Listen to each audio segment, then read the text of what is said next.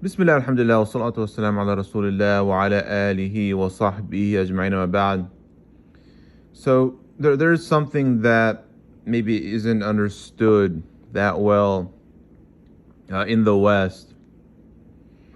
And this is with how we obtain our knowledge. So what do I mean here? So let's say one studied a book with a teacher. So they studied a book, and then the question would be, okay, how did that go though? So you studied. I mean, what did?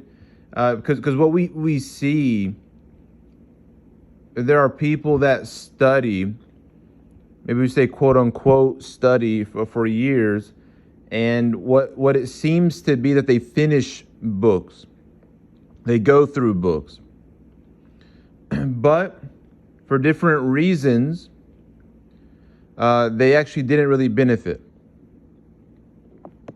So, for example, let's say one is taking a class or took a class with a teacher, but they don't go to class and they rely on recordings only, for example. And this isn't bad in and of itself. People have different situations. It could, be the only way, really. But do you have even that relationship with the teacher? Does the teacher even know who you are generally? Which would go into, were you able to ask any questions, right? Especially live questions. And there are some, or really many out there that would probably take this route of studying and maybe relying on recordings, and they don't even ask questions or never have asked questions. And it doesn't mean that person couldn't have benefited. I mean, they still, but it definitely makes it way harder.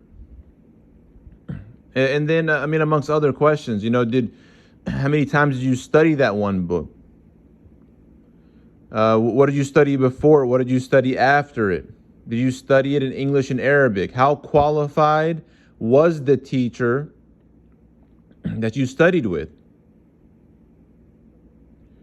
Did you memorize from the book that you studied?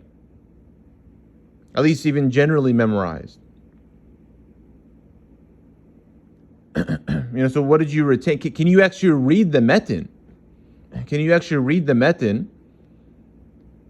Even at a basic level, like it's maybe not, not the best, but you can at least somewhat get through it. And then have at least a, basic understanding of what's being said. And I'm talking about the Arabic, of course. Right? And that's kind of something that, that's lost is, studying in English, a lot of things are lost. Like you need to always bring it back to the Arabic, especially the ta'arif of whatever it might be, like we took different things like, what Sidi Ahmed Dardir said in Aqra al-Masalik, that tahara sifatun hukmiyatun until the end. And then, when it comes to what breaks wudu, you say, huwa al-kharij al-mu'tad wal-makhraj al-mu'tad ala sabil al-sihha wal-ihtiyad, for example. Like those three pillars, al-ma' ma sadaqa alayhi ismu ma' bila qaid. You need to be able to take it back to the area that you understand, the print, kullu hayyan tahir. You need to be able to take it back. Right? This is the true knowledge. And I think a lot of these things are lost, especially, the English language.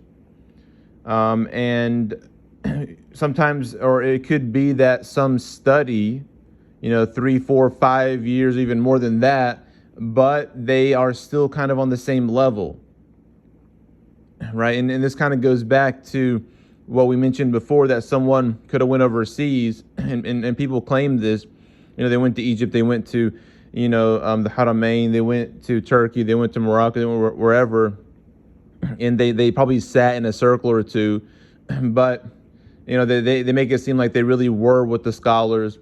And not to say they probably didn't benefit, right? But it's really deceiving. They call some majalis of here and there, and then they come back and they oversell it, like and it shows that they were there and they finished like many things and they gained so much. So the question is, well, what did you study? Where did you study? Who did you study with?